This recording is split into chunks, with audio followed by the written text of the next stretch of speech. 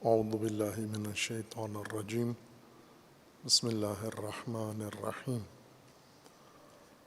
اللہم وفقنا لما تحب وترضى واجعل عاقبۃ امورنا خیرا ولا تکلنا الی انفسنا طرفۃ عین ابدا رب ادخلنی مدخل صدق واخرجنی مخرج صدق واجعل لی من لدنک سلطانا نصیرا۔ سورہ مبارکہ بقرہ آیا سوم اس مبنا پر کہ بسم اللہ الرحمن الرحیم سورہ کا جز ہے، حصہ ہے۔ ذالک الکتاب لا ریب فیہ ھدی للمتقین۔ یہ آیہ شریفہ کتاب کا تعارف ہے قرآن کا، اور تعارف میں جو اہم موضوعات پیش کیے گئے ہیں، ایک کتاب عنوان کتاب ہے، اور ساتھ ہی اس کی یہ صفت کہ یہ لا ریب فیہ ہے، اور یہ تعارفی بات ہے، ضروری ہے کہ آغاز میں مخاطب قرآن کے اعتماد اور اطمینان کو بحال کرنے کے لیے اور قائم رہنے کے لیے ضروری ہے یہ خصوصیت ذکر کرنا۔ دوسری چیز ہے یہ کتاب ہدایت ہے، اور تیسرا نقطہ یہ ہے کہ اس کے مخاطبین کی خصوصیت ھدی للمتقین۔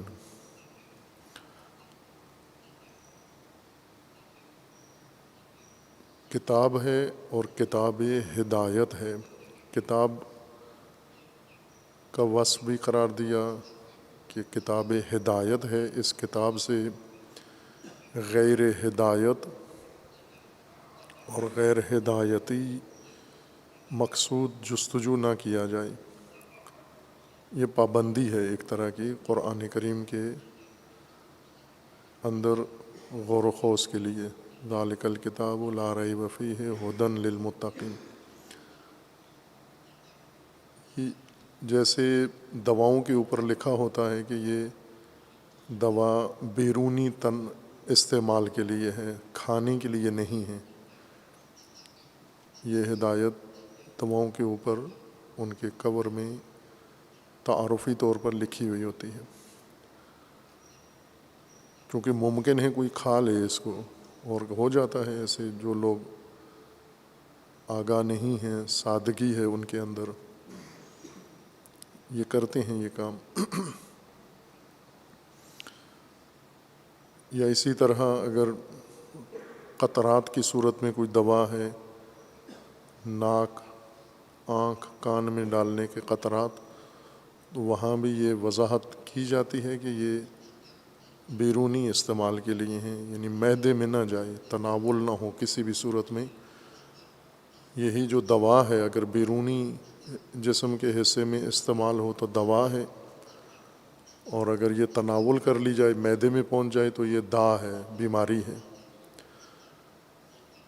اسی طرح قرآن کریم میں یہ پابندی عائد کر دی گئی ہے کہ یہ ہدایت ہے، اور ہدایت کے علاوہ باقی جو قرآن کریم کے اثرات ہیں یا قرآن کریم سے ممکن ہیں، اور ہر صورت میں ممکن ہے، چونکہ ہر چیز یہ متعدد خاصیات رکھتی ہے، متعدد آثار اس کے اوپر مترتب ہوتے ہیں، متعدد پہلو اس کے موجود ہوتے ہیں اور نکالے بھی جا سکتے ہیں۔ ہر آدمی اپنے ذہن سے اور اپنے زاویہ دید سے ہر شے سے کوئی نہ کوئی مطلب نکال لیتا ہے یا اس کا کوئی استعمال ڈھونڈ لیتا ہے۔ قرآن کریم کو ہی اگر ہم دیکھیں اور عام لوگوں کو دے دیں اور پابندیاں ہٹا دیں کہ قرآن کو استعمال کرنے میں کوئی پابندی نہیں ہے، ابھی تو شدید پابندیاں ہیں، ادب ہیں، آداب ہیں، کچھ آداب و ادب مسنون ہیں اور منصوص ہیں کہ حتماً یہ آداب قرآن کے لیے ملحوظ رکھے جائیں. کچھ آداب لوگوں نے خود سے بنا لیے ہیں، ان میں بھی کچھ اچھے آداب ہیں جو لوگوں نے مسنون نہیں ہیں لیکن خود سے لوگوں نے یہ احتراماً تعدباً قرآن کی بارگاہ میں یہ ادب اپنا لیا ہے. اگر یہ آداب یا پابندیاں ختم کی جائیں اور لوگوں کو اجازت ہو جو استعمال قرآن کا ممکن ہے کسی کے لیے وہ اس طرح سے اسے استعمال کرے، تو ہم دیکھیں گے کہ متعدد استعمالات قرآن کے آنکھوں کے سامنے روزانہ تکرار ہوں گے. پابندیوں کی وجہ سے لوگ وہ کام نہیں کرتے یا عام کتاب سے وہ استفادہ کر لیتے ہیں. مثلاً عام کتاب کو کبھی کسی ظرف کے طور پر بھی رکھ کے اس کے اوپر کوئی چیز رکھ دیتے ہیں. مثلاً ہوا لگ رہی ہے، اوراق اڑ رہے ہیں، کتاب کو وزن کے طور پر اس کے اوپر رکھ لیتے ہیں، لیکن قرآن سے یہ استفادہ نہیں کرتے. یا اسی طرح کوئی چیز گر رہی ہے اور اس کو روکنے کے لیے آگے کتاب رکھ دیتے ہیں کہ یہ آگے نہ جائے. قرآن کو اس طرح سے استعمال نہیں کرتے. یا کسی شے کو ہم نے پریس کرنا ہے، اس کے اوپر وزن رکھنا ہے تاکہ نیچے تہ لگ جائے اس کی، قرآن سے یہ کام نہیں کرتے، ایک وزن کے طور پر نہیں لگاتے کہ نیچے تہ لگ جائے اس کی. عموماً یہ مثلاً آپ نے لیپ ٹاپ رکھنا ہے، موبائل رکھنا ہے، کوئی چیز نیچے کتاب رکھ کے اوپر یہ چیزیں رکھ دیتے ہیں. روزمرہ کا استعمال ہے کتابوں کا. یا کتاب سے آپ عامیانہ استعمال یہ ہے کہ گرمی ہے تو کتاب کو پنکھا بنا لیتے ہیں، ہوا لیتے ہیں اس سے. یا کوئی اگر حشرہ مکھی آ گئی ہے تو کتاب اٹھا کے اس کو مار دی. یہ عام استعمالات ہیں کتاب کے. پڑھائی کے علاوہ، پڑھنے کے علاوہ یہ کتاب طالب علم بھی یہ استفادہ کرتے ہیں. ایک دوسرے کو تنگ کرنے کے لیے، مارنے کے لیے بھی کتاب سے استفادہ کرتے ہیں. چونکہ پابندی نہیں ہے ان کتابوں میں، یہ پابندی نہیں ہے، اصولاً ہے، لیکن عامیانہ ذہن کے اندر یہ ہے کہ یہ علمی کتابیں ہیں، مقدس کتابیں ہیں، ریاضی فزکس کی کتابیں ہیں، انگلش اردو کی کتابیں ہیں، ان کا اتنا احترام نہیں بنتا. اصولاً تو ہر کتاب کا احترام بنتا ہے، لیکن لوگوں کے اندر نہیں ہے، یہ احترام ملحوظ نہیں ہے، اس لیے انہیں وسیع مقاصد کے لیے اور فوائد کے لیے استعمال میں لاتے ہیں. قرآن کو نہیں کرتے، چونکہ خود سے کچھ آداب انہوں نے اختیار کیے ہوئے ہیں، کچھ آداب انہوں نے سنے ہوئے ہیں، کچھ آداب انہیں سکھائے گئے ہیں، اس لیے قرآن کا ادب ملحوظ رکھتے ہیں. لیکن یہ آداب ظاہری جسمانی حد تک ملحوظ رہتے ہیں. جب قرآن کی طرف رجوع کا وقت آتا ہے، قرآن سے استفادے کا وقت آتا ہے، قرآن کو حوالہ دینا ہوتا ہے، قرآن کی طرف کسی بات کو ارجاع دینا ہوتا ہے، یا کسی قرآن سے کوئی تائید لینی ہوتی ہے، وہاں یہ آداب سارے نظر انداز کر دیے جاتے ہیں.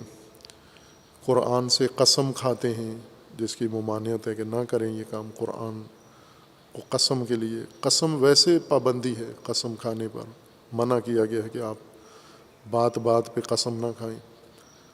لیکن وہ لوگ جو نہیں ہیں منظم، وہ عموماً اپنے کاموں کے اعتبار کے لیے قسم کا سہارا لیتے ہیں. ان میں سے ایک قسم قرآن کی کھاتے ہیں. ایک یہ ہے کہ قرآن کو اپنے مفروضات کی تائید کے لیے پیش کرتے ہیں اور اسے سمجھتے ہیں یہ ہدایت ہے قرآن کی. یہ گمراہی ہے کہ آپ قرآن سے باہر ایک نظریہ بنا لیں، مفروضہ بنا لیں، یا بنا ہوا آپ کو مل جائے اور آپ پھر قرآن کا مطالعہ کریں، جستجو کریں، کوئی آیت ایسی ملتی جلتی ہو جو میرے اس مفروضے سے یا مطلب سے سازگار ہو، دور کا بھی کوئی ربط مل جائے۔ عموماً خطیب یہ کام کرتے ہیں، جب کوئی من گھڑت مضمون خطابت کے لیے مجلس کے لیے چنتے ہیں، پھر کوئی اس کا قرآنی بقول سیاستدانوں کے اس کا ٹچ دیتے ہیں تھوڑا سا، پھر تو قرآن کو ٹچ کے لیے استعمال کرتے ہیں۔ یہ غلط استعمال ہے قرآن کا، ہدایت کے خلاف ہے۔ یا قرآن کریم کو عموماً مردوں کے اوپر پڑھا جاتا ہے بعض ماحول میں۔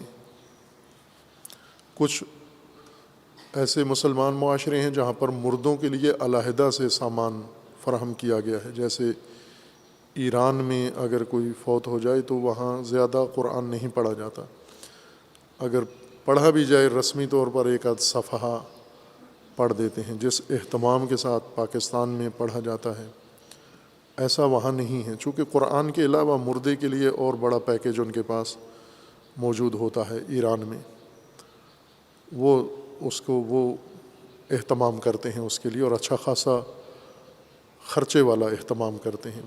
یہاں قل کا انتظام ہوتا ہے، وہاں قل نہیں ہوتا، بلکہ قل کے علاوہ بہت ساری چیزیں ہوتی ہیں۔ کبھی کبھار کوئی شخصیت ہو تو قرآن بھی علامتی طور پر قرآن پڑھا لیتے ہیں۔ وہاں کے سپارے 1 یا 2 صفحے کے ہوتے ہیں، قرآن کریم کے جو جز بنائے ہوتے ہیں، سپارے نہیں کہتے ان کو، پارا نہیں کیا جاتا، پارے کو تقسیم کر کے بس 2 صفحوں کا یا 2 ورقوں کا ایک جز بنا لیتے ہیں۔ یہی میتوں کے لیے، میت کے لیے یہ خاص ایڈیشن نکلتا ہے جس میں صرف 2 ورقے ہوتے ہیں۔ چونکہ اتنا ہی وقت ہوتا ہے لوگوں کے پاس مرحوم کی فاتحہ کے لیے جب آتے ہیں مجلس میں، تو اتنا ہی وقت ہوتا ہے، بعض اس کی بھی زحمت نہیں کرتے، رکھ کے پھر واپس کر دیتے ہیں۔ اور یہاں پورا پارا پڑھنا پڑتا ہے یا پورا قرآن ختم کرنا پڑتا ہے۔ باہر کے جیسا بھی ہو، وہ ایرانی سٹائل ہو، 2 ورقے پڑھنے ہیں، یا علامتی طور پر، یا پاکستانی ہو کہ بھرپور طریقے سے قرآن پڑھوانا جانا ہے، ہدایت نہیں ہے اس کے اندر۔ یہ غیر ہدایتی مصرف ہے قرآن کریم کا۔ ایک اور قرآن کا استعمال جو روایات میں بھی تھا، یعنی یہ وہ روایات آخر الزمان سے متعلق تھا، امیر المومنین علیہ الصلوۃ والسلام کی روایات میں ہے، رسول اللہ صلی اللہ علیہ وآلہ وسلم سے مروی روایات کے اندر ہے کہ ایک وقت ایسا آئے گا کہ قرآن مزمار بن جائے گا، یعنی دھن، صرف دھن رہ جائے گا، سر بن جائے گا قرآن۔ یہ روایات کے اندر اس وقت یہ سروں والا قرآن اس وقت رائج نہیں تھا، اس وقت معمول کے طریقے سے جیسے قرآن پڑھا جاتا تھا قرآن پڑھتے تھے۔ یہ جو ابھی مصری انداز میں پڑھا جاتا ہے، حجازی انداز میں پڑھا جاتا ہے، اور باقی باقاعدہ تجوید و قرات، اور ایک قاریان قرآن نے اپنا ایک خاص انداز بنا لیا ہے، اس طرح یہ متاخر زمانے میں رائج ہوا۔ خب یہ بھی قرآن پڑھا جاتا ہے، ظاہر ہدایت نہیں ہے اس کے اندر بھی، ہدایت کا دور تک اس کا کوئی تعلق نہیں، اور عمومی استعمال ہے قرآن کا۔ یہ محافل قرآن ہیں، یا مثلاً ایک اور جیسے ماہ مبارک رمضان میں دورہ قرآن کیا جاتا ہے، ختم قرآن، یعنی صرف پڑھنا ہے، اور اس پڑھائی میں کوئی فہم، کوئی تشریح، کوئی تبیین، نہ پڑھنے والا اس کے لیے اہتمام کرتا ہے، نہ پڑھانے والے، صرف پڑھنا ہے۔ البتہ جو کام قرآن سمجھنے کے مقدمات اور تمہیدی درجات ہیں وہ ضروری ہیں، ان کا اجر ہے، وہ ہدایت ہی کہلاتے ہیں۔ مثلا جیسے کسی شخص کو قرآن عربی تلفظ کرنا نہیں آتا، ناظرہ، اور معلم اس کو پڑھاتا ہے، یہ ہدایت کہلائے گا۔ ایک شخص ہے جس کو قرآن صحیح پڑھنا نہیں آتا، معلم اس کو صحیح قرآن پڑھنا سکھاتا ہے، یہ ہدایت کے زمرے میں شمار ہوگا۔ یہ تعلیم قرآن ہے، ہدایت کے مقصد و غرض کے لیے ہے۔ اور اسی طرح وہ تمہیدی امور جن کے ذریعے سے انسان قرآن کو پڑھنے اور سمجھنے کے قابل ہو جاتا ہے، جن علوم سے، جن تمرینات سے، وہ سب ہدایت کا حصہ ہی شمار ہوں گے۔ لیکن وہ امور جو انسان قرآن کو محور قرار دے کر انجام دیتا ہے اور آخر تک اس میں ہدایت کا دور دور تک کوئی تعلق نہیں ہوتا، ظاہر ہے وہ قرآن کا ہی استعمال ہے لیکن ہدایتی جہت سے نہیں ہے، جہت اس کی ہدایت نہیں ہے، تقدس ہے، احترام ہے، تبرک ہے، یا جو بھی اور اچھا پہلو نکال لیں، ہدایت سے ہٹ کر ہے۔ یہ وہ جائز کام ہیں جو کیے جاتے ہیں، یعنی اچھے کام جو قرآن کو بنیاد قرار دے کر انجام دیے جاتے ہیں، لیکن ان کے اندر ہدایت نہیں ہے۔ اور روایات کے اندر بھی ہے کہ تاکید کی گئی ہے کہ قرآن جب کتاب ہدایت ہے تو ایسی قراءت جس میں انسان ہدایت تک نہ پہنچے اس میں کوئی خیر نہیں ہے۔ یہ تو نہیں کہا گیا کہ اس میں عذاب ہے، اس میں سزا ہے، یہ نہیں کہا گیا، لیکن خیر کی نفی کی گئی ہے۔ لا خیر فی قراءۃ لا تدبر فیہا۔ تدبر وہ عمل ہے انسان کا ذہنی قلبی امر جس سے انسان قرآن کی ہدایت تک پہنچتا ہے۔ تمام جو ظاہری اس کے ہدایت تک پہنچنے کے ذریعے ہیں ان سب کو بروئے کار لاتا ہے اور نہایتاً اصلی مقصود تک پہنچ جاتا ہے۔ ہدایت کے علاوہ بہت قرآنی استعمال کثرت سے ہے، اور جیسا کہا کہ اگر یہ آداب کی پابندی اور باقی احترامات اٹھا دیے جائیں تو اس سے زیادہ وسیع سطح پر قرآن استعمال ہوگا، کام میں لایا جائے گا، جس میں سے ایک غلط استعمال قرآن کا فالگیری کے طور پر، قرآن کو کتاب فال بنا دیا ہے۔ جیسے کوئی کام کرنا چاہتے ہیں تو خود یا کسی کے ذریعے کھولتے ہیں، دائیں بائیں آیات دیکھتے ہیں، نیک اور بد، استخارہ کے نام جس کو دیا ہوا ہے، استخارہ نہیں ہے، یہ تسمیہ ہی غلط ہے۔ استخارہ جس طرح اس لفظ کے اندر دلالت موجود ہے، طلب خیر، استخارہ طلب خیر ہے، یہ طلب خیر نہیں ہے، یہ فعل ہے، اور یہ کثرت سے رواج ہے اس کا مختلف مذاہب میں، اور خصوصاً امامیہ کے اندر اس کو زیادہ افراد کی حد تک رواج دیا گیا ہے۔ یہ دوری کا باعث ہے، یعنی اس میں کوئی ہدایت نہیں ہے۔ یہ جو فعل نکالتے ہیں قرآن میں ہاں آ جاتی ہے یا نہ آ جاتی ہے، یہ ہدایت کے زمرے میں درج کرتے ہیں کہ ہم نے قرآن سے رہنمائی لی ہے۔ یہ نہیں ہے رہنمائی قرآن کی، کہ آیت اگر کسی اچھے مضمون کی آیت ہے تو اس کا مطلب یہ آپ سفر کریں یا شادی کریں یا مکان لیں یا پلاٹ خریدیں یا بیچیں کوئی چیز، اس سے یہ مطلب لینا یہ فالگیری ہے، جس کو شگون کہتے ہیں۔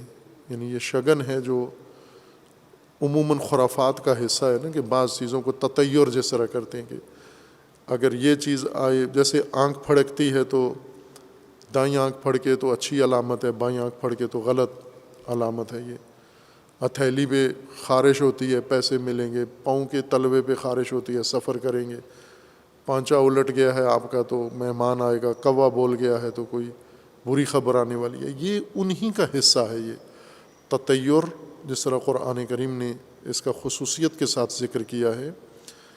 یہ وہ کام ہیں جو لوگ کرتے تھے، اسلام سے پہلے بھی کرتے تھے، اسلام کے بعد بھی کرتے ہیں، اور آج بھی کثرت سے یہ کام کیے جاتے ہیں۔ ان کا ہدایت سے تفاعل کا کوئی تعلق نہیں ہے، اور تفاعل ہدایت نہیں کہلاتی، شمار نہیں ہوتی۔ یہ ایک توہم ہے، انسان کو توہم میں تسکین ملتی ہے کہ یعنی کوئی ٹاس جس کو کہتے ہیں، آپ نے ٹاس پھینکا اور سکے کا جو رخ آیا تو آپ کو تسلی ہو جاتی ہے کہ یہ آیا تو میرے حق میں ہوگا، اور ایسے ہوتا ہے۔ یہ ایک روانی نفسیاتی احساس ہے انسان کا، ہدایت نہیں کہتے اس کو۔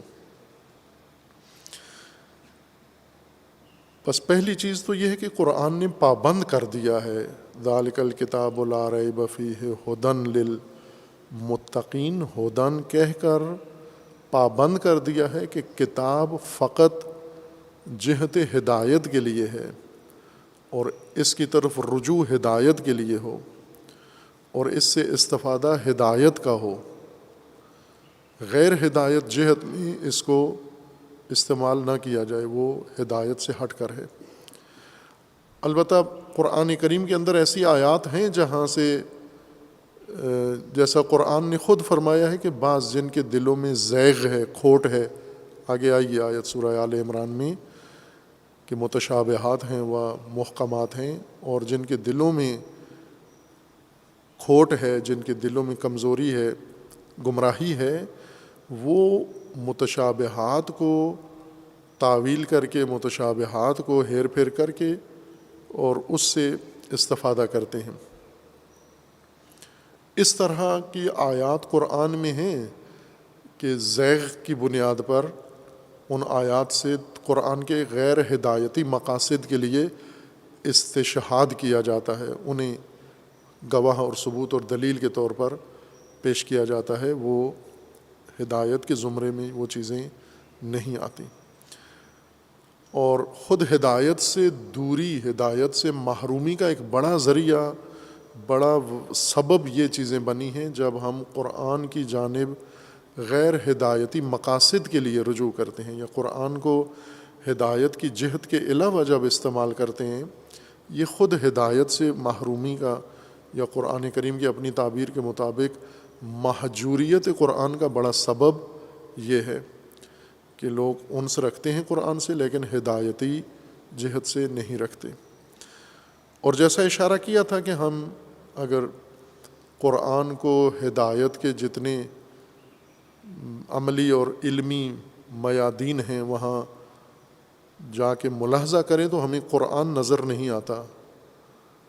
قرآن کے علاوہ لوگوں نے، علامہ طباطبائی رحمۃ اللہ علیہ نے جلد ششم میں المیزان میں ایک بہت دردناک مرثیہ قرآن کا لکھا ہے، وہاں پر بہت دردناک مرثیہ، اور اس کو کسی نے شعر میں بھی بدلا ہے، مجھے یاد ہے اردو میں اس کو شعر میں تبدیل کیا ہے۔ اب میرے ذہن میں وہ شعر نہیں ہے، کسی نے بھیجا تھا اس وقت جب لکھا تھا اس شاعر نے یا کسی اور نے، تو بہت ہی پختہ شاعری بھی بہت پختہ شعری تھی، یعنی شاعری تو نہیں کہہ سکتے، نظم، اتنا دردناک مرثیہ قرآن کا اردو میں پختہ نظم اور ادب تھا اس کے اندر۔ علامہ طباطبائی رحمۃ اللہ علیہ نے یہ لکھا ہے کہ ہمارا جو نظام ہے حوزات علمیہ کا، مدارس کا نصاب ہے،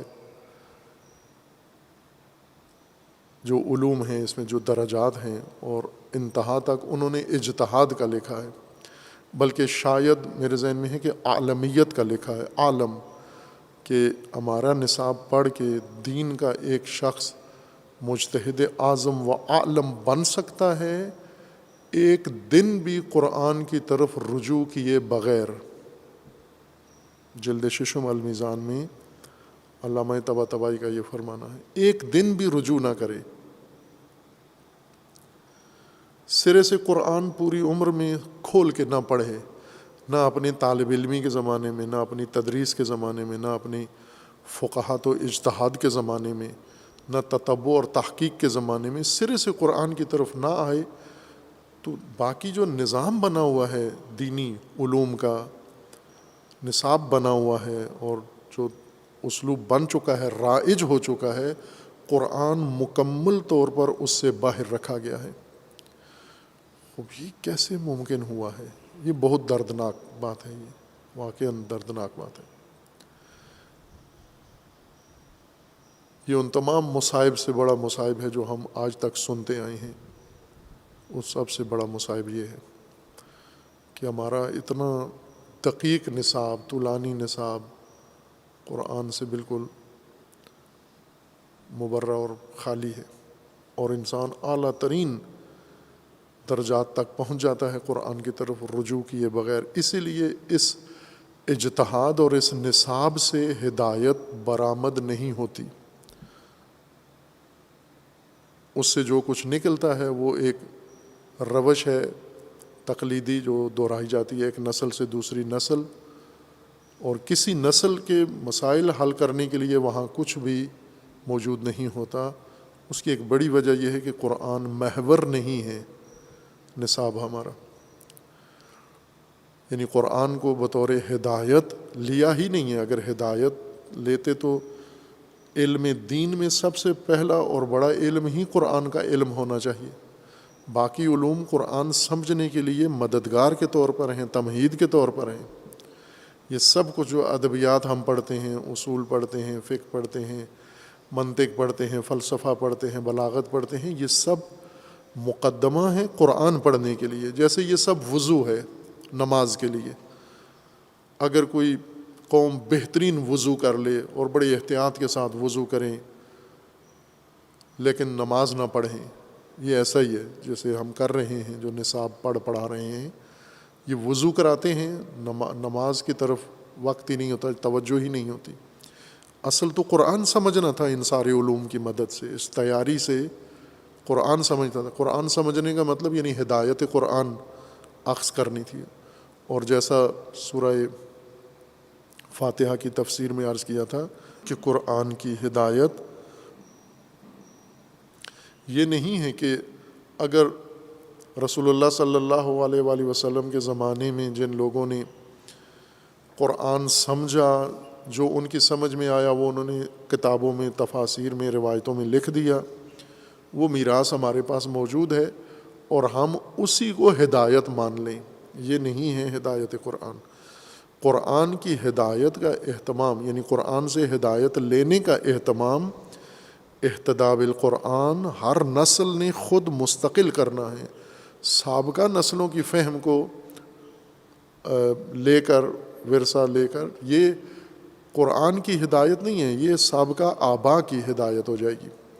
ہر نسل خود قرآن کی طرف رجوع کرے۔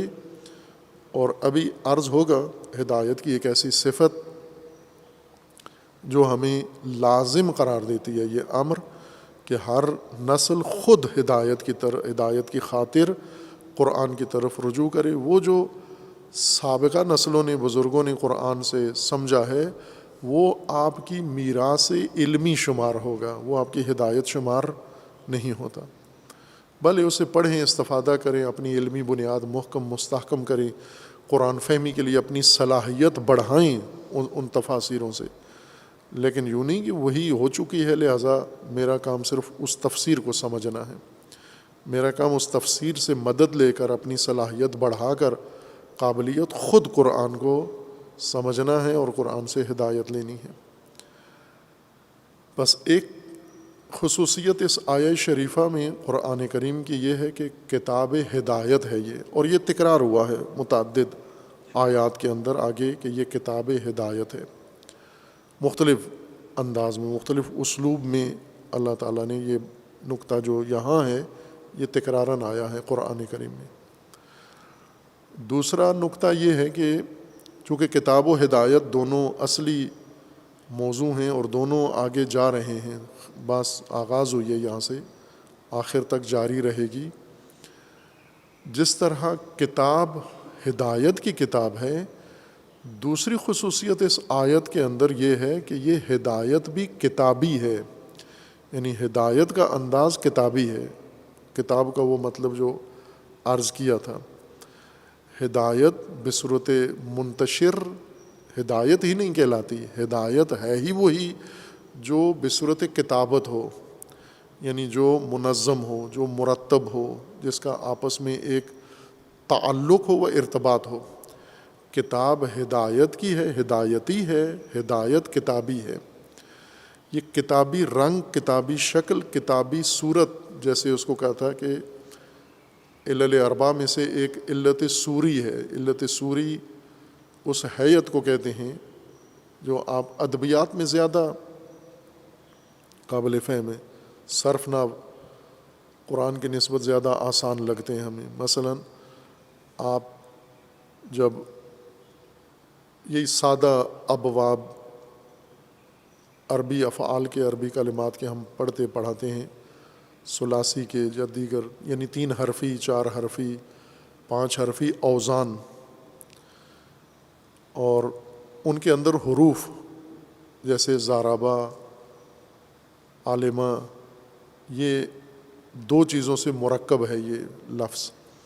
ایک حرف ہے ضاد ر بے، اور دوسرا وزن ہے اس کا، ہیئت ہے اس کی، وہ ہے فعلا. فعلا سانچہ ہے اور ضاد ر بے مادہ ہے. یہ مادہ اس صورت کے اندر لگاتے ہیں یا صورت مادے کے اوپر سوار کرتے ہیں تو وہ زارابا بن جاتا ہے. اور یہ خوبصورت ضابطہ پورے عربی زبان میں جاری ہے. اسی لیے آسان ہے عربی سمجھنا قواعد کے مطابق، چونکہ ایک دستور ہے. اردو مشکل ہے یا باقی زبانیں، چونکہ سب سننے سے انسان کو پتہ چلتا ہے. عربی میں سماعی سنی ہوئی چیزیں کم ہیں، قاعدے قیاسی یعنی باقاعدہ دلیل، استدلال اور ضابطے زیادہ ہیں عربی قواعد کے. لہٰذا وہاں دو چیزیں آپ ملاتے ہیں تو ایک کلمہ وجود میں آتا ہے، ایک صیغہ وجود میں آتا ہے. جیسے فعلا یہ وزن ہے، ضاد ر بے مادہ ہے. تو یہ ایک اس کلمے کی علت صوری ہے، ایک علت مادی ہے. اس کی کلمہ بنانے والا علت فاعلی ہے. اگر آپ زارابا بنایا ہے، آپ علت فاعلی ہیں. بنایا کیوں ہے؟ ایک معنی ادا کرنے کے لیے. وہ معنی علت غائی ہے اور آپ علت فاعلی ہیں بنانے والا. فعلا علت صوری ہے اور ضاد ر بے یہ حروف علت مادی ہیں.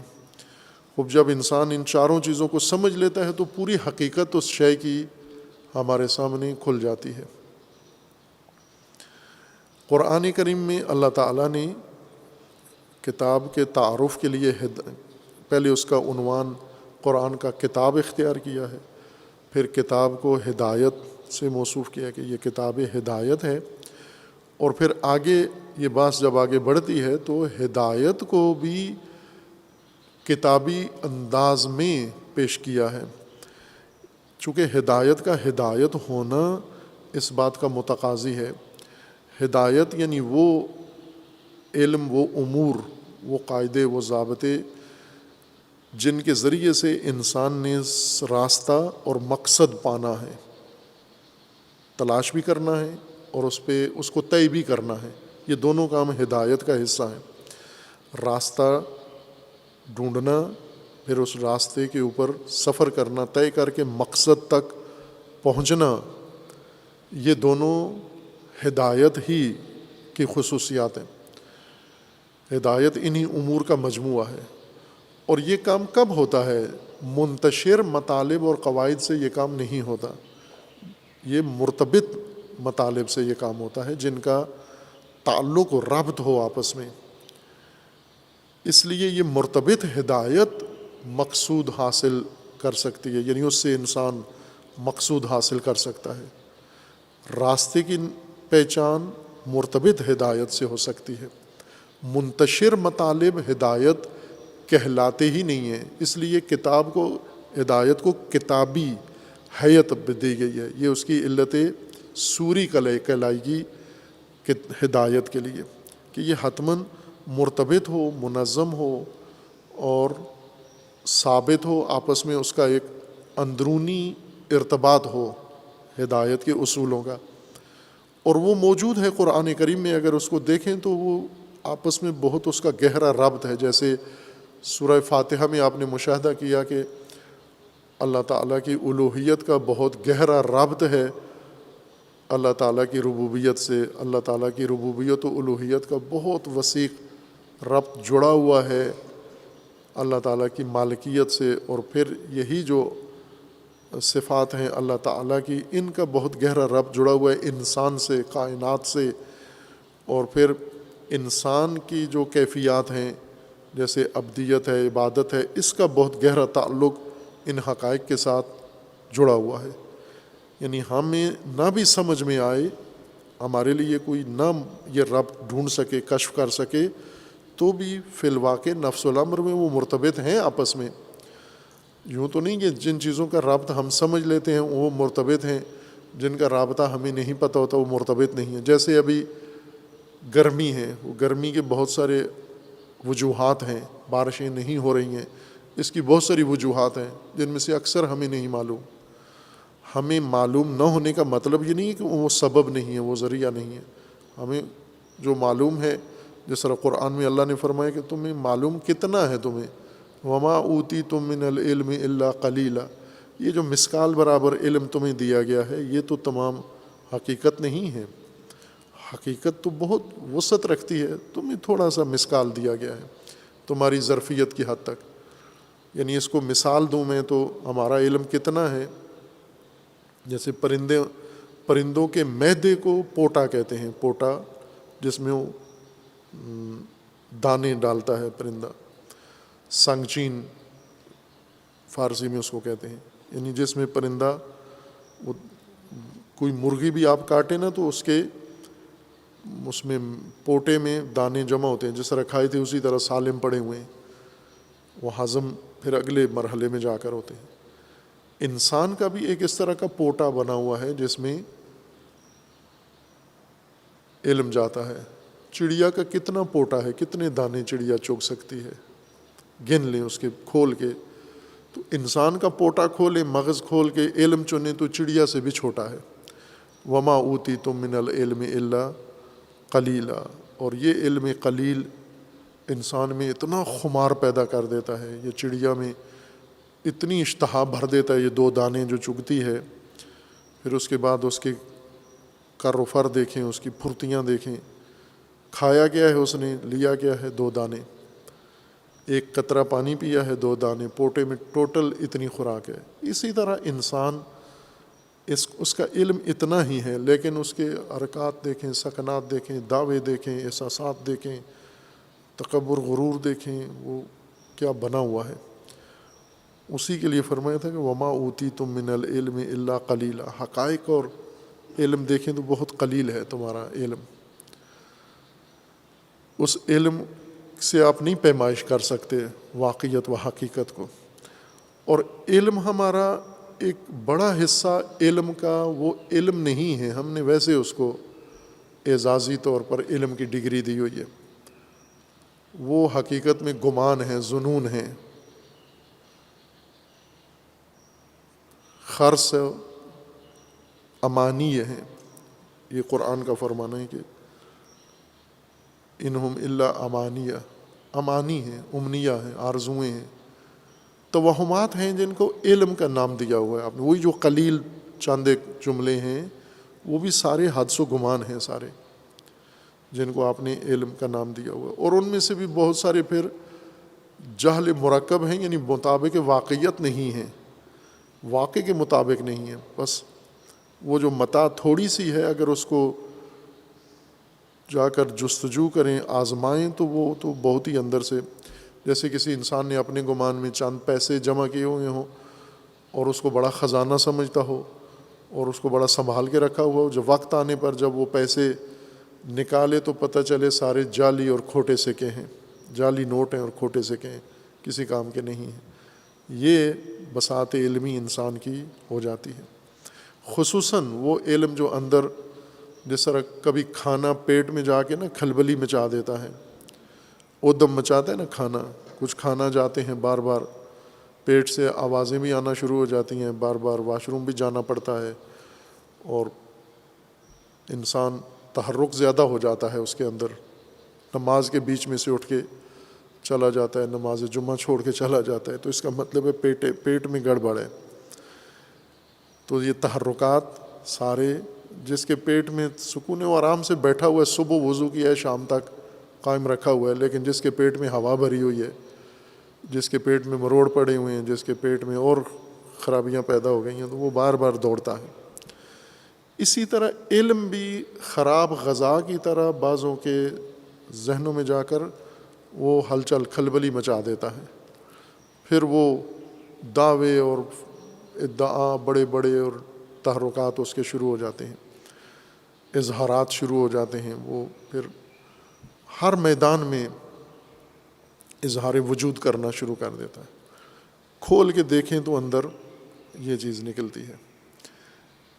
اس علم میں وہ جو ہدایت کا مثلا قرآن کریم کے حقائق، قرآن کریم کی تعلیمات کا آپس میں جو ارتباط ہے واقعی نفس الامری، وہ ارتباط ہمارے اس علم قلیل میں منعکس نہیں ہوا، چونکہ ہماری تعلیم ایسی نہیں، ہمارا نصاب ایسا نہیں تھا جو ہمیں مرتبط یعنی قرآن کو کتابی حیثیت سے تعلیم دے، نہیں میسر آیا، کسی کو بھی نہیں آیا۔ مثلا شہید مطہری رحمۃ اللہ علیہ نے جب یہ موضوع چھیڑا، یعنی مسلمان علماء میں شاید یہ پہلی شخصیت ہیں جنہوں نے شعوری طور پر اس موضوع کی طرف توجہ کی کہ دین ایک مکتب اور آئیڈیالوجی ہے۔ پھر اس کے لیے انہوں نے کوشش کی، کتاب جہان بینی لکھی اور کتاب معرفت اور باقی، اور اسی کے اندر یہ سارے مسائل واضح کیے۔ جب وہ توجہ ظاہر کسی بزرگ کی رہنمائی سے ہی انسان کی طالب علم کی توجہ آتی ہے، اسی آغاز طالب علمی میں یہ توجہ آئی کہ اگر یہ مکتب ہے تو اب اس کی مکتبی تفسیر کہاں سے پتہ چلے؟ تو وہ پوری طالب علمی کی عمر اس آرزو میں یا جستجو میں گزری کہ دین کی مکتبی تدوین کہاں ہے، کس جگہ ہے۔ ایک اور بزرگ کا ایک کتاب تھی مجلہ عروۃ الوثقی، سید عزیز بزرگوار سید کریم سید جمال الدین افغانی رحمۃ اللہ علیہ، بہت عظیم ہستی ہے، بہت عظیم شخصیت ہے، ناشناختہ۔ خصوصاً افغانی کا جب ان کے ساتھ نام آ گیا تو پھر سارے ہی چھوڑ دیتے ہیں اس کو۔ بہت سارے افغانی علماء بڑے محترم ہوئے ہیں چونکہ ان کے لقب افغانی نہیں تھا، جیسے آخوند خراسانی، انہوں نے افغانی کے بجائے خراسانی کا لفظ لگایا تو وہ محترم ہوئے، یا جیسے امام رازی ہیں، وہ رازی بنے، افغانی تھے رازی ہوئے تو وہ محترم ہو گئے۔ اسی طرح جلال الدین افغانی تھے، ملا رومی کہلائے، جا کر روم میں جا بسیرا ڈالا اور لقب بھی رومی بن گیا تو احترام پیدا ہو گیا۔ اگر افغانی ہوتا تو شاید یہ جمال الدین والا ہی حال ہوتا۔ سید جمال الدین بہت عظیم الشان ہستی ہے، بہت۔ انہوں نے یہ کام شہید مطہری سے پہلے کیا، یہ کام، اور وہ بھی انہوں نے ایک تو قرآن میں یہ طرح ڈالی اور قرآن کی یہ جہت، یہ روش متعارف کروا کے پھر چلے گئے، خود اپنا شاگرد تیار کیا کہ آپ نے یہ کام کرنا ہے۔ شیخ محمد عبدو، بہت عظیم ہستی ہیں یہ بھی، شیخ محمد عبدو، جن کی ابھی کتاب ہے المنار، تفسیر المنار، پھر ان کے شاگرد نے یہ استاد کی تفسیر، اس شاگرد نے تدوین کی، رشید رضا، علامہ رشید رضا نے، اور المیزان کتاب تفسیر جو علامہ طباطبائی نے لکھی ہے، المیزان نے صرف ایک تفسیر پہ نظریں جمائی ہوئی ہیں، یعنی المیزان در حقیقت جواب ہے المنار کا۔ علامہ کو تفسیر پہ اکسانے والی کتاب المنار ہے۔ علامہ نے جب المنار دیکھی تو یہ محسوس ہوا کہ یہ کام ایسا ہوا ہے جو موجودہ نسل کی جہت بدل دے گا قرآن کے بارے میں، اس لیے انہوں نے یہ تفسیر المیزان، اور پھر ہر مطلب میں، ہر آیت میں، وہ جہاں پر بھی کہتے ہیں بعض المفسرین یا قماقیل یا فلاں، تو مقصود المنار ہوتا ہے ان کا۔ بہت قلیل موارد میں دوسرے مفسر مراد ہوتے ہیں، زیادہ تر المنار کی طرف ناظر ہیں۔ چونکہ رشید رضا تھوڑے نہیں بلکہ زیادہ وہ ابن تیمیہ کے افکار سے متاثر ہیں، رشید رضا مبنا ان کا وہ ہے، لیکن محمد عبدو وہ جمال الدین افغانی کے شاگرد ہیں۔ سید جمال نے یہ شاگرد تیار کیا قرآن کے لیے، جہدی تفسیر کی پھر انہوں نے کی بھی، شیخ محمد عبدو نے، تکمیل نہیں ہوئی، جو ہوئی وہ یعنی استاد نے صرف رہنمائی کی، پورا قرآن تفسیر کر کے نہیں بتایا، صرف جہت دے دی، شاگرد لائق تھا، اس نے وہ ابتدا سے ہی لے لی اور پھر بہترین روش سے شروع کی، پھر خود لکھی نہیں، تدریس کی ان کی آئیڈیو تھی، اس کو رشید رضا نے تدوین کیا، اور ابھی ایک بڑا نام ہے تفاسیر کی دنیا میں۔ اب چونکہ ہمارا ذرا ماحول فرقہ والا ہے، فرقہ وارانہ ہے، تو فرقوں کا ایک دوسرے پر اعتماد نہیں ہوتا، بدبینی ہوتی ہے، تو یہ عمومیت ہے کہ بدبین ہے ایک دوسرے کے علمی کاموں کی طرف، ایک دوسرے کے علمی خدمات کی طرف۔ مثلا سنی کسی شیعہ المیزان کی طرف بھول کے بھی رجوع نہیں کرے گا، کسی سنی مدرسے کی لائبریری میں بھی المیزان نہیں ہوگی۔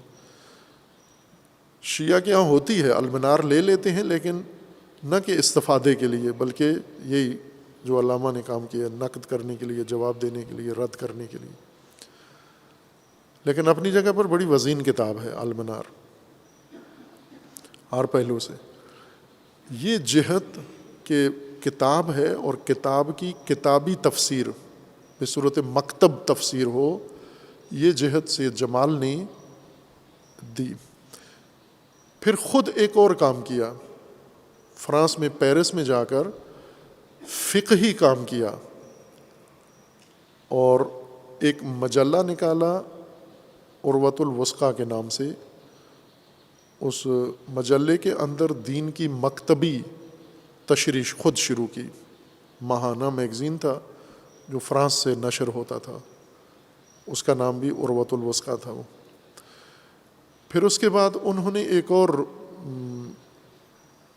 مجلہ فقہی تدوین کیا، جو بعد میں عثمانی حکومت نے اس کو بنیاد قرار دے کر، اور عثمانیوں نے ترکی میں اس کو کام کو آگے بڑھایا، مکمل نہیں ہوا، اس کا عنوان ابھی میرے ذہن میں نہیں ہے، فقہی کتاب ہے وہ۔ یہ تین کام بڑے بنیادی وزین سید جمال نے کیے۔ عروۃ الوثقیٰ ایک عمومی آگاہی کا مجلہ تھا پورے عالم اسلام کے لیے، اور تشریح دین کی یہی کی انہوں نے، اور اپنے زمانے کے منحرف افکار جو مسلمانوں نے ظاہر کیے تھے، جیسے سر سید احمد خان، سید جمال نے وہ حشر کیا سر سید کا، جب انہوں نے اسلامی تشریح، اسلامی مضامین کی پہلا شخص معاصر تھے، ذرا ایک ہی زمانے میں تھے، تو انہوں نے بتایا کہ یہ تو دین کے نام پر جو شخص جو یہ پیش کر رہے، یہ تو محض گمراہی ہے، یہ یا تفسیر کے طور پر جو چیزیں یہ بیان کر رہے ہیں یہ درست نہیں۔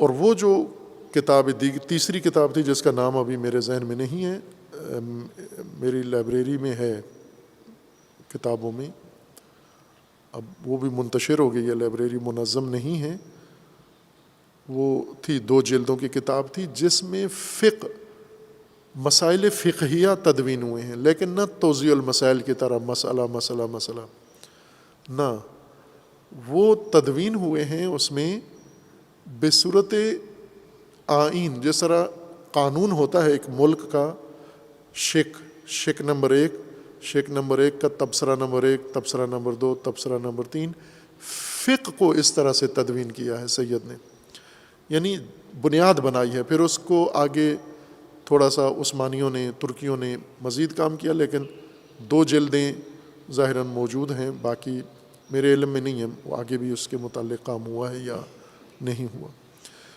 اور علماء امامیہ میں شہید مطہری ہیں جنہوں نے اس کو باقاعدہ عنوان قرار دیا کہ دین مکتب ہے، دین آئیڈیالوجی ہے، دین ایک مرتبط اور منظم نظام ہے، علم بھی اور ہدایت بھی اور عمل بھی اس کا اس طرح سے تدوین ہوا ہے ایک دوسرے کے ساتھ ارتباط کے ساتھ کہ یہ ہدایت کہلا سکتا ہے۔ اگر مرتبط نہیں ہے تو وہ اور عنوان اس کو دیا جا سکتا ہے جیسا کہ ابھی ہے، وہ پڑھنے پڑھانے کا نصاب ہو سکتا ہے، نفاذ کے لیے نہیں ہو سکتا۔ نفاذ کے لیے، عمل کے لیے اس کی آئینی شکل یہ مکتبی شکل ہے۔ بس کتاب ہدایت کی ہے، انحصار ہے کتاب کا ہدایت میں، اور ہدایت کی شکل کتابی ہے، ہدایت کتابی ہے. اور یہ دونوں مطلب ہمیں قرآن میں اب قدم قدم پہ نظر آئیں گے. قرآن جہاں ہدایت پیش کر رہا ہے اس کو کتابی رنگ میں پیش کر رہا ہے، مکتبی رنگ میں اس کو پیش کر رہا ہے، مرتبط طور پر پیش کر رہا ہے، ایک نظام کے طور پر پیش کر رہا ہے. اور جہاں بھی کتاب آ رہی ہے وہ کتاب بالواسطہ بلا واسطہ سیدھی ہدایت کے موضوع پہ چلی جاتی ہے. جہاں کتاب کا عنوان آتا ہے وہ فوراً، حتیٰ سابقہ جن کو قرآن نے آئین و منشور الہی سابقہ شریعتوں میں جو نازل ہوئے ہیں ان کو بھی کتاب کا عنوان دیا ہے. اور وہ لوگ جو ان شرائع کے تابع تھے ان کو اہل الکتاب کہا ہے، یہی بتانے کے لیے کہ ان کے پاس ایک منظم دینی نظام موجود تھا جس سے دور ہو گئے، ہٹ گئے اور گمراہ ہوئے. ایک مطلب اور جو ہدایت کے متعلق ضروری ہے سمجھنا، جیسے ربوبیت کی بات میں عرض کیا تھا کہ ربوبیت کا لغوی معنی پرورش ہے. ربابا یعنی کسی شے کو بڑھانا، رشد دینا، نمو اس کی. تدریجاً ائمہ لغت کے مطابق انہوں نے اس کے معنی کے اندر لغوی معنی میں یہ خصوصیت اخذ کی ہے کہ ایک درجے میں اس کو پہنچا کے پھر دوسرے درجے میں، پھر تیسرے درجے میں، پھر چوتھے درجے میں. پرورش تدریجی، درجہ بے درجہ کسی چیز کی پرورش کرنا، یہ ربوبیت ہے، یہ تربیت ہے. یہ وہاں اشارہ کیا تھا کہ تمام موجودات جتنے بھی اس کائنات کے اندر ہیں یہ سب اس تدریج کے حکم کے تحت ہیں. ان کے اوپر اللہ کا ایک قانون نافذ ہے اور وہ ہے قانون تدریج. یہ سب کچھ تدریجاً ہونا ہے، درجہ بے درجہ. لہٰذا ان کے لیے جو اللہ تعالیٰ نے نظام بنایا ہے ان کی پرورش کے لیے، رشد کے لیے، اور جو پیمانہ بنایا ہے وہ ایک حرکت ہے. حرکت خود ایک تدریج کا نام ہے، تغیر تدریجی کا نام حرکت ہے. تدریجی تبدیلی کو حرکت کہتے ہیں. اور دوسرا اسی حرکت سے پیدا ہونے والی تیسری چیز ہے جو خود پرورش کے لیے بہت ضروری ہے، رشد و نمو کے لیے، وہ ہے زمان. تو زمان بھی ایک ایسی امتداد ہے جو تدریجی ہے. تغیر تدریجی حرکت کہلاتا ہے، امتداد تدریجی زمان کہلاتا ہے، اور رشد تدریجی تربیت کہلاتی ہے. اور رشد یافتہ جو چیزیں ہیں، پرورش یافتہ، وہ یہ کائنات ہے، پرورش دہندہ رب ہے. تدریجاً پرورش دینے والا وہ ذات، وہ رب ہے. بس یہ ہمیں ذہن میں رہے کہ ہم جس جہان میں ہیں اس پر قانون تدریج لاگو ہے، سختی کے ساتھ، کہیں بھی ٹوٹتا نہیں ہے یہ قانون تدریج. یعنی جو کام ہونا ہے وہ درجہ بے درجہ ہونا ہے.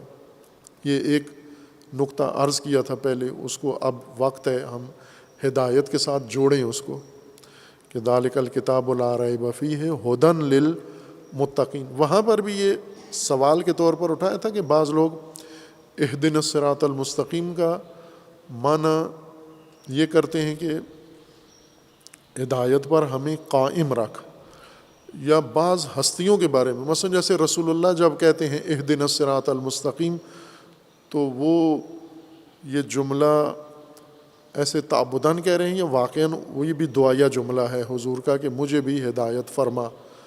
وہ کہتے ہیں کہ یہ تو نامعقول ہے کہ ہم کہیں کہ رسول اللہ بھی ہدایت مانگ رہے ہیں. یعنی جو بھی ہدایت مانگتا ہے اس کا مطلب ہے ہدایت یافتہ نہیں ہے. یہ ہم نے اپنے مخدوش ذہن میں یہ بات بنائی ہے. کیوں بنائی ہے؟ چونکہ ہمیں یہ نہیں پتہ کہ ہدایت ایک تدریجی امر کا نام ہے.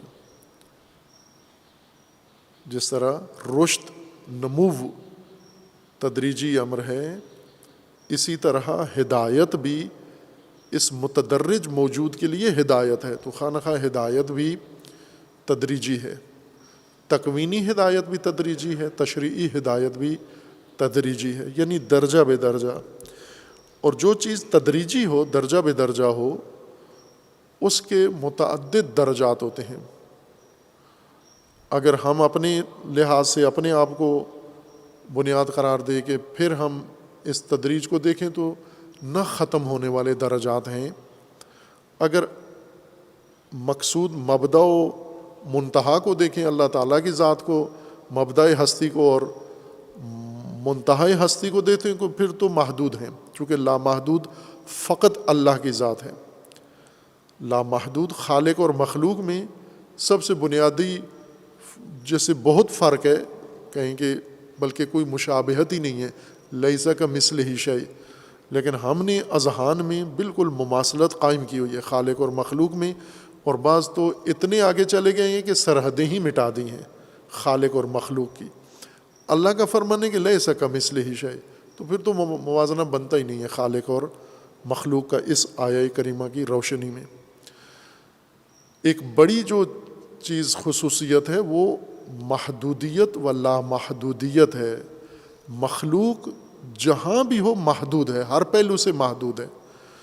اس کا وجود محدود ہے، اس کا کمال محدود ہے، اس کی صلاحیتیں محدود ہیں، اس کا عمل محدود ہے، اس کی شخصیت محدود ہے، اس کا احاطہ محدود ہے، اس کا علم محدود ہے. محدودیت مخلوقیت کا رکن ہے، رکن مقوم ہے. محدودیت اس سے لیں مخلوق ہی ختم ہو جاتی ہے، نہ کہ لامحدود ہو جاتا ہے. محدودیت اگر مخلوق سے سلب کریں تو مخلوق نابود ہو جاتی ہے، نہ یہ کہ وہ لامحدود ہو کے خالق بن جاتی ہے مخلوق. یہ لامحدودیت اس کی ذاتی رکن ہے، رکن مقوم ہے اس کا. اسی طرح دیگر حیثیتیں ہیں خالق اور مخلوق کے، بائیں کے ہستی میں دونوں کو کہتے ہیں موجود ہیں. مخلوق میں خداوند تبارک و تعالیٰ نے جو قانون مقرر کیا ہے کہ مخلوق اس کے درجے ہیں، تمام مخلوق کے لیے درجے ہیں، اور مخلوق نے یہ درجات سارے طے کرنے ہیں، تکویناً بھی تشریعاً بھی. تکویناً کا مطلب یہ ہے کہ یہ سارے درجات اللہ نے ایک نظام کے طور پر ان سے طے کروانے ہیں، اور تشریع کا مطلب یہ ہے کہ انہوں نے خود طے کرنے ہیں. یہ سیڑھیاں اگر اللہ تعالیٰ ان سے اپنا نظام بنا کے کہے کہ وہ سیڑھیاں ساری مخلوق چڑھ جائے، یہ تکوینی تدرج ہے. اور اگر انسان کو بتا دیا جائے کہ یہ سیڑھیاں ہیں، یہ تم نے چڑھنی ہیں اس ضابطے کے مطابق، تو یہ تشریعی تدرج ہے. یہ لیکن ہے دونوں میں. خب جہاں تدرج آتا ہے، تدریج آتی ہے، درجے آ جاتے ہیں، تو وہاں پر اس چیز کو معنی کرتے ہوئے، تشریح تفسیر کرتے ہوئے ہمیں اس کو درجات میں ہی تبیین کرنا ہے. ایک جو مشکل پیش یہ آتی ہے کہ جب ہم متدرج چیز کو ثابت لحاظ کرتے ہیں یا متغیر کو ثابت فرض کرتے ہیں، گمراہی شروع ہو جاتی ہے، علمی گمراہی شروع ہو جاتی ہے، چونکہ آپ نے ایک متغیر کو ثابت فرض کر لیا ہے. اسی طرح جب ایک ثابت کو متغیر فرض کریں گے، آپ اتر گئے پٹڑی سے، جہالت میں چلے گئے.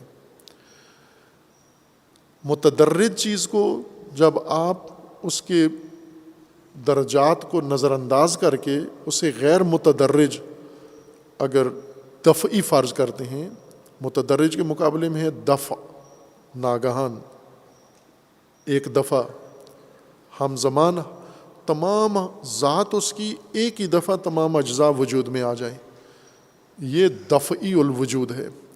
تدریجی الوجود کو ایک ہی وقت میں ہم زمان اس کا وجود میں آنا ناممکن ہے.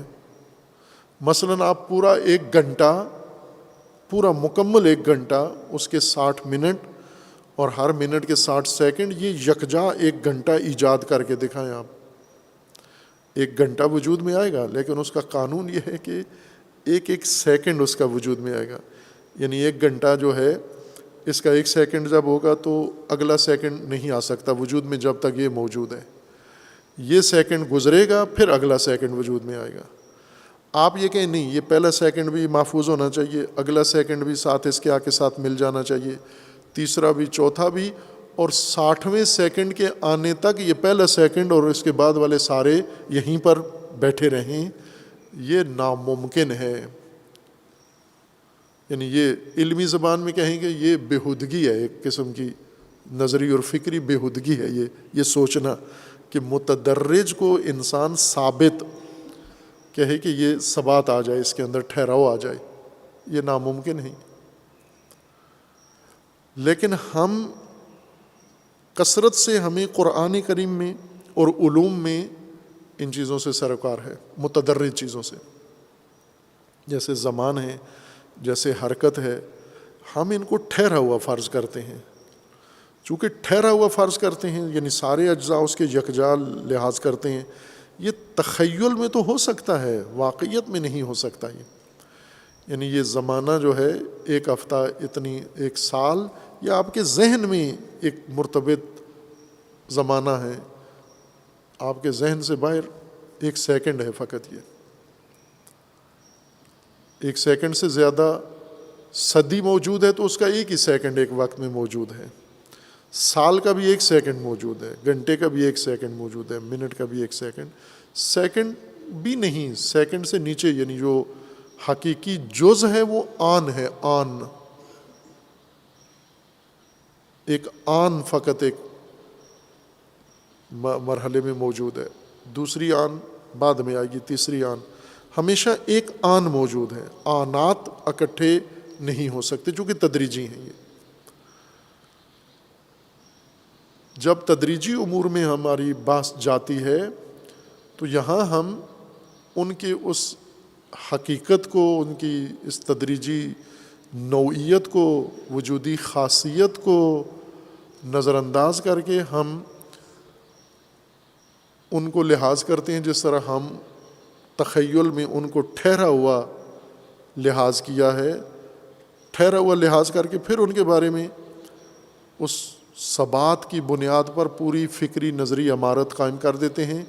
یعنی ایک متدرج چیز کو ثابت لحاظ کر کے پھر اس کی صفت ثبات کے اوپر پوری نظریاتی مذہب بنا لیتے ہیں. اب یہ سارا مذہب، یہ ساری بنیاد فکری، یہ بے بنیاد ہے، چونکہ جس پر بنیاد رکھی ہوئی ہے وہ ثابت ہی نہیں ہے، وہ متغیر ہے. یہ کائنات کے اندر یہ قانون ہے. انسان متدرج ہے، انسان تدریجی ہے، درجے ہیں انسانوں کے. انسان سے متعلقہ ہر چیز درجات رکھتی ہے، لیکن ہمارے ذہن میں، ہماری تعلیم میں، ہمارے نصاب میں یہ تدریج ہمیں پڑھائی ہی نہیں گئی. ہمارا نصاب ہے عامیانہ، یعنی جس طرح عامیانہ ایک چیز ہوتی ہے نا کہ متدرج چیز کو ہم کہتے ہیں یہ تو گھنٹہ. عامیانہ تصور کیا ہے گھنٹے کے بارے میں کہ یہ ایک پورا بنڈل کی طرح ایک زمانہ ہے. جس طرح بازار سے بہت ساری چیزیں ملتی ہیں لمبی چوڑی، گھنٹہ بھی اسی طرح کا ایک سائز ہے اس کی اور وہ موجود ہے وہ گھنٹہ. یہ عامیانہ گھنٹہ ہے، آپ کا زمان ہے. عامیانہ زمانے سے آپ کھا پی سکتے ہیں، آ جا سکتے ہیں، باقی امور منظم کر سکتے ہیں، عامیانہ امور. لیکن عامیانہ تصور زمان سے آپ علمی یا ہدایتی امور نہیں اس پر مبتنی کر سکتے. عامیانہ چیز پر عامیانہ چیز آپ انحصار کر دیں، عامیانہ چیز پر عالمانہ بنیاد نہیں رکھتی. جبکہ یہ ہے، چونکہ علماء بھی عامیانہ تجزیہ رکھتے ہیں، تحلیل، یعنی ان کی جو مبانی ہیں، عمارتیں علمی ہیں، بنیادیں عامیانہ ہیں. عامیانہ بنیادوں پر عالمانہ بلڈنگیں بنائی ہوئی ہیں، اس لیے وہ ہمیشہ لرزے میں رہتی ہیں، بوچال میں رہتی ہیں، پائیدار نہیں ہیں. عامیانہ بنیادوں پر عالمانہ مذہب نہیں بنتا. اب مثلا جو معصومین اہدنا الصراط المستقیم کہتے ہیں، تو ہمارے ذہن میں یہ سوال کیوں پیدا ہوا ہے کہ وہ تو ہدایت یافتہ ہے. چونکہ ہمارے نزدیک ہدایت ایک پورا مکمل حدود اربع کی ایک چیز ہے، جس طرح ایک کپڑا ہے جوڑا، ایک تھان اتنے میٹر لمبا اتنا چوڑا، یہ کسی کے پاس چلا گیا تو وہ لباس اس نے اس سے بنا لیا۔ ہدایت اس طرح کی ایک چیز ہے۔ اسی سے یہ ہوتا ہے کہ فلاں کو مثلا رسول اللہ کو یا انبیاء کو یا ائمہ کو ہدایت کی ضرورت ہی نہیں ہے، چونکہ وہ ہدایت یافتہ ہیں۔ اب ہدایت کیا چیز ہے جو آپ نے اس طرح لحاظ کر لیا؟ ایک تو خود انسان ہے، تدریجی ہے، انسان یکجا نہیں ہے، اس کا وجود اکٹھا نہیں ہے، ایک جگہ ہوتا، وہ تدریجاً رشد کرتا ہے۔ دوسرا، اس کی جو ہدایت ہے وہ تدریجی ہے، اس کے درجات ہیں۔ تو ہدایت کے لحاظ سے ہر انسان ایک درجے پر ہے، اور یہ درجہ آخری نہیں ہے، اس سے آگے بھی ہے، اس سے پہلے بھی ہے جو طے کر چکا ہے۔ جو درجات طے کر چکا ہے ان کی نسبت ہدایت یافتہ ہے، جو درجات ابھی اس نے طے نہیں کیے ان کی نسبت وہ طالب ہدایت ہے، اس کی نسبت طلب کرے گا ہدایت، چونکہ ہدایت ایک امر تدریجی ہے، یہ اس کے درجات ہیں۔ جیسا کہ علم ایک تدریجی چیز ہے، علم کسی ثابت چیز کا نام نہیں ہے کہ علم کے یہ حجم ہے، یہ کسی کے پاس آ گیا تو مکمل علم آ گیا۔ آپ علم کے لحاظ سے دیکھیں تو درجات ہیں، وہ جس کو الف کا پتہ ہے وہ بھی علم ہے، جس کو الف کے ساتھ بے کا پتہ ہے وہ بھی عالم ہے، اور جس کو علمہ آدم الاسماء کلہا، جس کو کل اسماء کا علم دے دیا کہ وہ بھی علم ہے۔ علم کے درجات ہیں، کمال کے درجات ہیں، ہدایت کے درجات ہیں۔ جو چیز بھی انسان سے تعلق رکھتی ہے، چونکہ انسان خود ایک تدریجی شے کا نام ہے، درجہ بے درجہ اس کی پرورش ہو رہی ہے، شخصیت بن رہی ہے، تو انسان سے متعلقہ امور بھی سارے تدریج میں خود ہی منقسم ہیں، لہٰذا ہدایت بھی اس کی تدریجی ہے۔ اس مطلب کو علمی زبان میں بہت فصاحت سے بیان کیا گیا ہے، یہ تدریجی ہونا۔ قرآن کریم میں اپنے انداز سے ہدایت کی زبان سے اس کو ذکر کیا گیا ہے، علوم نے اس کو اپنی علمی انداز سے بیان کیا ہے، اور ان میں سب سے موفق عالم جنہوں نے تبیین علم سب سے بہتر کی ہے، یعنی ہم پوری تاریخ میں کم از کم مسلمان علماء کی تاریخ میں کہہ سکتے ہیں کہ ایسا عالم جو تبیین علوم میں اتنا موفق ہو اور کوئی بھی نہیں ہے، یعنی اس پائے کا نہیں ہے، نہ کہ اور کوئی ہے نہیں ہے، اور بھی ہیں لیکن اس درجے کا، اس سطح کا عالم نہیں ہے، اور وہ ہیں صدر المتعلہین ملا صدرہ رحمۃ اللہ علیہ۔ یہ راز انہوں نے کھول کے آسان کر کے طالب علموں کے قابل بنایا ہے، یعنی یہ نزول اس مطلب کا اس عروج سے وہ نیچے لائے ہیں، بلکہ ان کے ساتھ جو رویہ ان کے زمانے کے لوگوں نے، حکومتوں نے اور باقی علماء نے حسد کیا،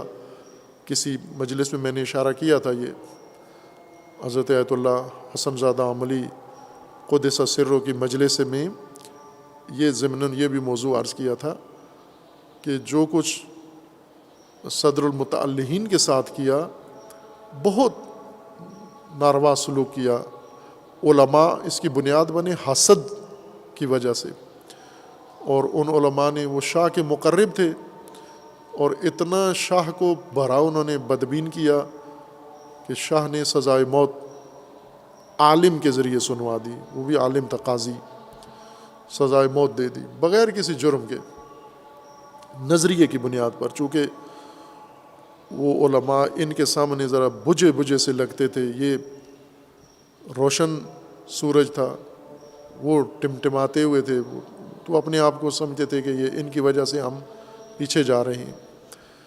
تو بہرکیف انہیں ان کے استاد نے وساطت کی، اور اس وساطت سے اب وہ مختلف ہے، بعض کہتے ہیں حضرت میر داماد نے یہ وساطت کی، بعض کہتے ہیں شیخ بہائی نے کی، 3 استاد تھے ان کے جو شاہ کے قریبیوں میں سے تھے، لیکن وہ تینوں مقربین شاہ میں سے تھے، لیکن ان کو اپنے شاگرد سے زیادہ ہمدردی تھی شاہ کی نسبت۔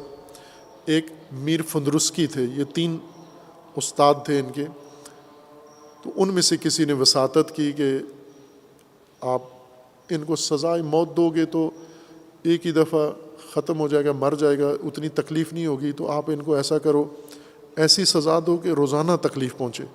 تو شاہ کو یہ پسند آیا، چونکہ بہت بھرا ہوا تھا شاہ۔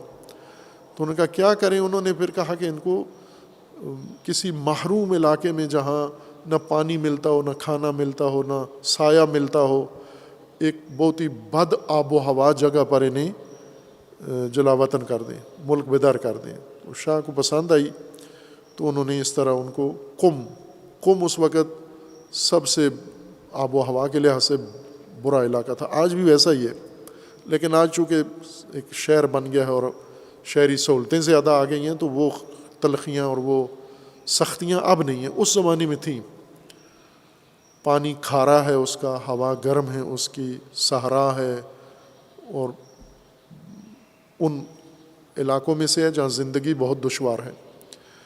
قم کے نواح میں ایک گاؤں ہے، وہاں پر وہ آئے، اور وہ بھی کسی گھر میں نہیں بلکہ ایک غار میں انہوں نے آ کے پناہ لی، اور باقی یہ سارے فلسفہ و حکمت و سب وہاں انہوں نے تدوین کیا۔ یہ استادوں کی حکمت تھی کہ شاہ کے غضب کو بھی انہوں نے جہد دی اس کو کہ آپ ان کو پھانسی نہ دیں، سولی نہ چڑھائیں، پھندے پہ نہ لٹکائیں، اس طرح کریں، اور وہ اس طرح سے ان کے شر سے بچ گئے۔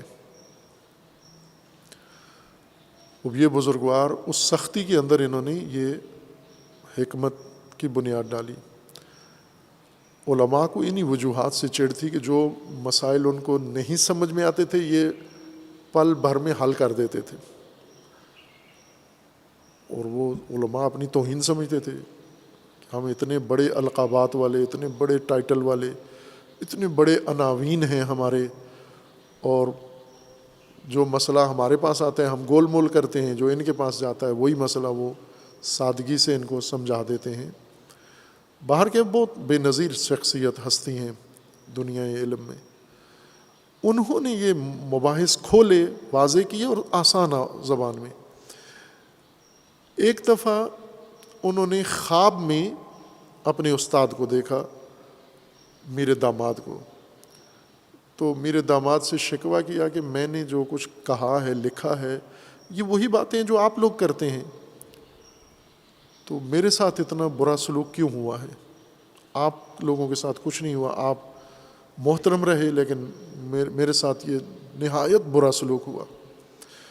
تو میرے داماد نے یہ جواب دیا کہ ہم جس زبان میں بات کرتے تھے وہ کسی کو سمجھ نہیں آتی، اور یہ حقیقت ہے، میرے داماد کی آج بھی کتاب کسی کو سمجھ میں نہیں آتی۔ بڑے بڑے فن خوان علماء بھی، بڑے بڑے فلاسفہ بھی میرے داماد کی بات کو نہیں کھول سکتے، وہ راز۔ انہوں نے اس زبان میں بات کی ہے، اس انداز میں بات کی ہے۔ تو اپنے شاگرد کو کہا کہ تیرا گناہ یہ ہے کہ تو نے وہی بات آسان کر کے کھول کے ہر ایک کے لیے قابل فہم بنا دی ہے، جس وجہ سے اس حسد کا شکار ہوئے۔ یعنی یہ ایک جرم بن گیا ان کا کہ انہوں نے علم کو آسان تشریح کی، تبیین کیا۔ خوب کرنا ہی چاہیے تھا، یعنی اصل میں اگر دیکھیں تو صحیح کام شاگرد نے کیا کہ آسان کرو اس کو تاکہ ہر ایک کے لیے قابل فہم ہو۔ اور آج الحمدللہ فلسفہ حکمت متعالیہ اگر اپنی جگہ بنا چکا ہے تو وہ اسی وجہ سے ہے کہ انہوں نے اتنا آسان کر کے اس کو پیش کیا ہے کہ ہر طالب علم سمجھنا شروع ہو گیا ہے۔ پہلے ناممکن، نابغے سمجھتے تھے فقط اس کو۔ صدر المتعلین نے اس حقیقت کو، یہ تدریجی اور غیر تدریجی امور کا فرق بیان کیا، علوم میں، مفاہیم میں اور وجود میں۔ ان کی علمی اصطلاح ہے اپنی کہ حقیقت وجود تشکیکی ہے، مشکک ہے، اور ماہیات کے بارے میں کہا کہ ماہیات متواتی ہیں۔ اس علمی اصطلاح ہے یہ، مشکک اور متواتی۔ مشکک کا معنی کیا ہے؟ یہ تدریجی، جو درجہ بے درجہ وجود میں آئے۔ متواتی وہ ہے جو درجہ بے درجہ نہیں ہے، یکساں طور پر، یکجا طور پر اپنے مصادیق کے اوپر صدق کرے، اس کو متواتی کہتے ہیں۔ جیسے انسان، مفہوم انسان ہے، یہ متواتی مفہوم ہے، لیکن وجود متواتی نہیں ہے، مشکک ہے، یعنی تدریجی ہے، درجے ہیں وجود کے، سب یکساں درجے کے موجودات نہیں ہیں۔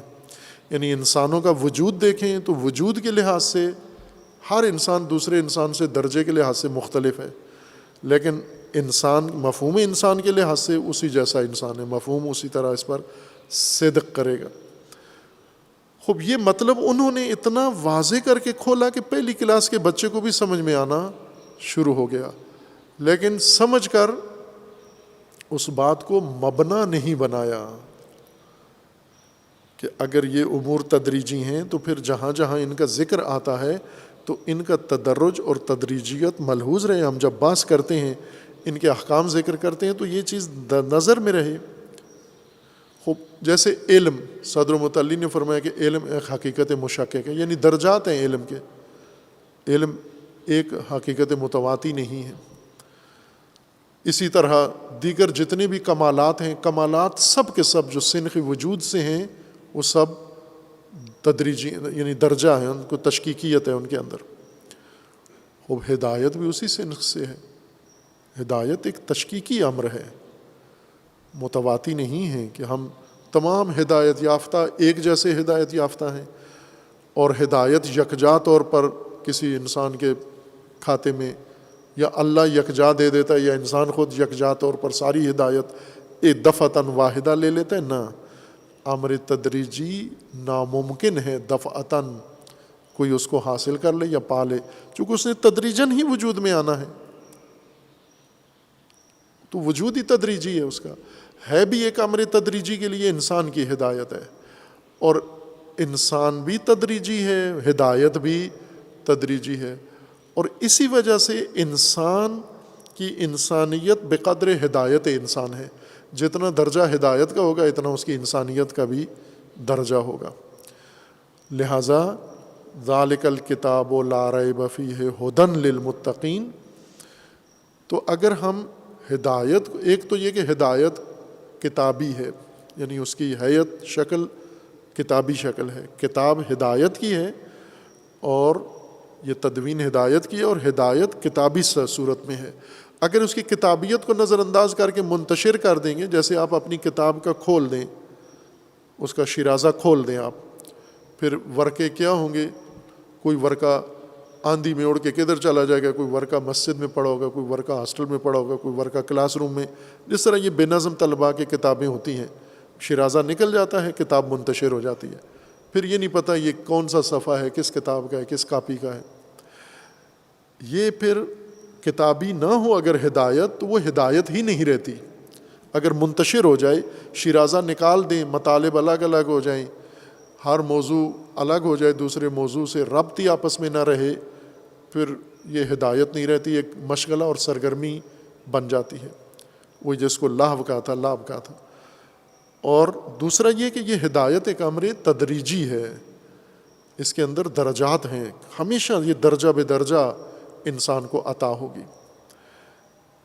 اس چیز کو اگر ہم نظر میں رکھیں تو پھر یہ مضمون ہدایت بڑا آسان ہو جاتا ہے، سمجھ میں آ جاتا ہے قرآن کریم میں کہ جو بھی اس کے ذکر کیا گیا ہے، مشکل کہاں پیش آتی ہے، سوالات کہاں پیش آتے ہیں، جہاں ہم اس کے بارے میں خود ایک ذہنیت ہی اور بنائی ہوئی ہے، اس کی حقیقت کچھ اور ہے، ہم نے اس کو ذہن میں کچھ اور بنایا ہوا ہے، اب اس کو ربط دینے میں مشکل پیش آتی ہے۔